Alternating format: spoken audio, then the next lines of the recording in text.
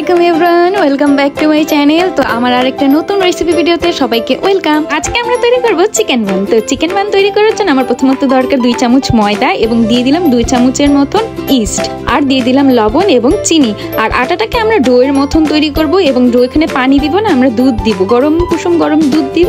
দুধ দিয়ে ভালো মতন ভাবে আটাটা আমরা মাখিয়ে নিব। 10 minutes later. এখন আমরা চিকেনটা তৈরি করব। চিকেনটা তৈরি করার জন্য আমার প্রয়োজন টমেটো, ক্যাপসিকাম, মুরগির মাংস এবং পেঁয়াজ কুচি এবং সামান্য পরিমাণ কাঁচামরিচ নিয়ে নিয়েছি, ঝাল আপনাদের পরিমাণ মতন। তো সামান্য পরিমাণ তেল দিয়ে দিলাম। তেলটা ভালো মতন ভাবে গরম হয়ে যাওয়ার পর আমরা দিয়ে দিলাম পেঁয়াজ, এবং পেঁয়াজটা ভালো মতন হয়ে যাওয়ার পর তারপর আমরা এক এক করে সবজি যা কেটে রেখেছিলাম সেগুলো দিয়ে দিব। অবশেষে আমরা মুরগির মাংস দিয়ে দিব, দিয়ে ভালোভাবে মাংসগুলো হয়ে নিব।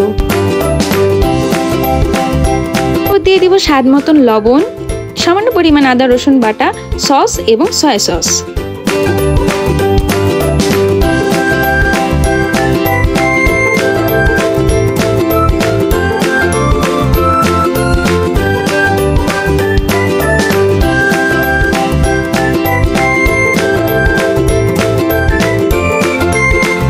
কমপ্লিট হয়ে যাওয়ার পর আমরা ডোটাকে সাইজ করে নিলাম যে কতটুকু করে আমরা বান তৈরি করব।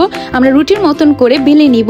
রুটিটা যেহেতু পাতলা থাকে এবং আমাদের চিকেন বানটা হবে একটু মোটা, তাই আমি একটু মোটা করে বেলে নিয়েছি এবং চিকেনের অংশটুকু দিয়ে ভালোভাবে পেঁচিয়ে নিয়েছি।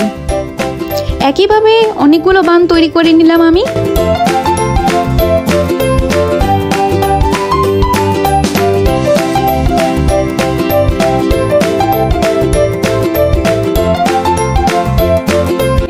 আমরা ডিমের কুসুমের ব্রাশ করে নিব এবং একটা স্টিলের প্লেটে সামান্য পরিমাণ তেল মাখিয়ে ওই বানগুলো আমরা দিয়ে দিব। অবশেষে বানগুলো রাখার পরে আমরা ডিমের কুসুমের ব্রাশটা করে নিব।